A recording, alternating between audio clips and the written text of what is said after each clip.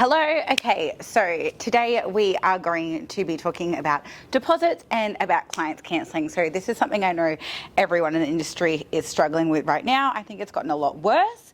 I think it's gotten a lot worse because people have such a fast-paced lifestyle now.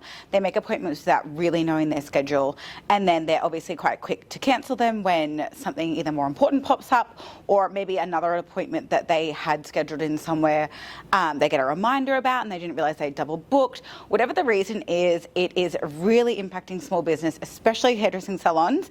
And I guess I just want to talk about what to do about it, what we do about it here in my salon. It's something that we are always struggling with. It's very, very, very frustrating as a business owner, and I'm sure everyone else can agree and understand that, whether you're a business owner or you work for yourself, freelancing or whatnot, it's impacting our businesses hugely. So what do we do about it? We, in my salon, we take deposits. I definitely think that we need to find a better system. We are literally just sending out text messages at the moment to take deposits from our clients the week before their appointment. It's non-refundable within a 48-hour period, like I think it's 72 hours actually. I lied, 72 hours. So if the client does cancel and they don't give us that 72 hours notice, we will then keep the deposit. However, those deposits don't really cover, you know, the income that you've lost and also paying your staff. So what is the answer? What do we do about it? I was having this conversation this morning with my manager because, you know, we have catch-ups every couple of weeks just to talk about the business and what we can improve on, what needs to be changed. And one of the things that comes up every single time that we have a meeting is cancellations, last minute cancellations and no-shows. So we went from taking $50 deposits for all of our appointments to deciding that we would have more of, I guess, like a tier. So the longer the appointment, if it's over 2 hours, but under sort of 4 hours, we would take a $100 deposit. If it was under 2 hours, we would take a $50 deposit. And if it was over the 3 hour mark, we would take a $150 deposit. So I think that that's a really fair amount. And I also think that it's definitely a fair thing to ask in the industry. If you put together, not to mention the loss of income that you would have made in a 3 hour period or 4 hour period, plus what you are paying your staff, which is nowadays so much more than what it used to be. We're obviously not paying minimum wage anymore. It's not fair to our stylists, but you know, you can't expect them to work for the $27 minimum wage that is here in Australia, but paying them more also means that it affects us more when people don't show up to their appointments. So that's something that we have implemented. I think another strategy that people are using is, that we can talk about, is where they charge a fee for people that cancel. Now, this one's a little bit trickier. I think it's actually a lot trickier because if you don't already have that money, it's going to be really hard to get that from your client if they don't show up. Whether if you've got their card on file, I know that there are some programs that allow you to just click a button and it will charge the card. Now, I have also known a lot of people to end up in some pretty big domestics with their clients because they have had their credit card charged, obviously out of the blue. I don't necessarily agree with it. I definitely think that that's a little bit awkward to do to someone. I would probably feel a bit funny about someone having my card details on file and then charging my card if I didn't show up to an appointment. So I think if this is something that you're looking to implement, I would potentially move away from that strategy. The other thing is obviously calling the client or texting them to pay a cancellation fee. And again, this is really, really hard for you to chase up because they don't really legally owe you any money. They haven't signed an agreement with you. And to get money back off someone legally, I have learned, is a very expensive process. So I definitely wouldn't even bother trying to get that money off that client if they're going to refuse to pay like a cancellation fee after they don't.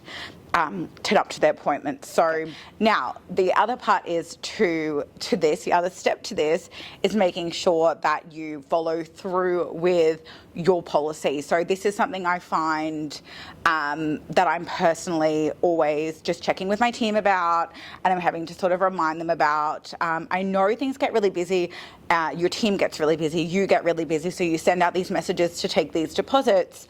And you don't necessarily follow through with the next step, which is if you don't hear back from that client, are you cancelling that appointment?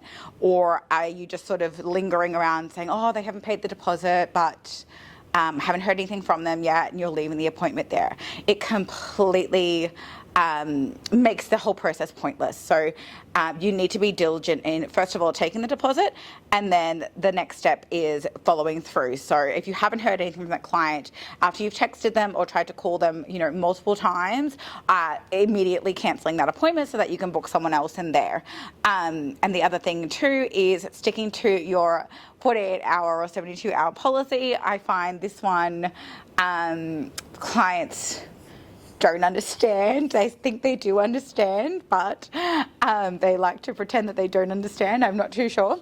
But if their client is cancelling that appointment and it is within that time frame, that you actually are not feeling guilty and refunding them that deposit, because I know when we first instilled this policy into my salon, I'm one of those people, it's a little bit easy to sort of push me over, it's a little bit easy to get around me, and I would feel bad, and I would sort of, and I have this conversation with the girls too, when someone cancels, now it shouldn't really be a matter of why they're cancelling. Yes, I do think it's hard if somebody is in hospital or has had an emergency in the family. However, people don't just generally cancel appointments for no reason anyway. So, and also you don't really know, you're not with them, you don't really know the situation. It's quite easy. I remember when COVID was big and a lot of people were using COVID as an excuse to cancel their appointments. And as business owners, we felt like we would have to be okay with that because it was, we were in a pandemic, it was COVID, so we would refund the deposits or we would just sort of let it slide. I think now you have to do your deposits where it is basically a no way around it situation. So once the deposit is paid, the policy sticks regardless of why the cancellation is happening.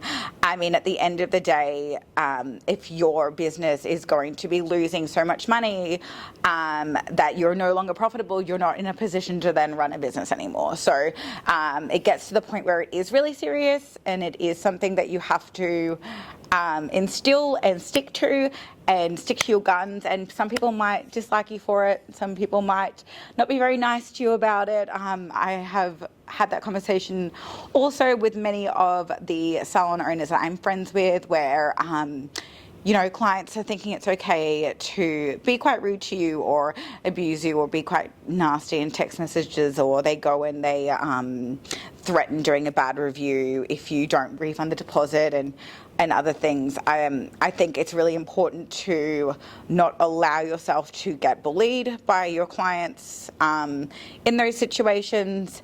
99% of the time, nothing will ever happen anyway. It's just an empty threat. But stick to your policy, take those deposits. Don't give an out. There is no excuse as to why it would be refunded. At the end of the day, it's only generally $50 or $100. And if it means you keeping your doors open so that that client can then return to you next time and you have a business running for them to return to, that's the most important thing. So short one today, guys. Just wanted to talk about that. And I just wanted to reassure you that it is okay to do what you're doing, taking those deposits, feeling like you might be letting some people down sometimes, because at the end of the day, the most important thing is that you keep your doors open. So yeah, we'll see you next time.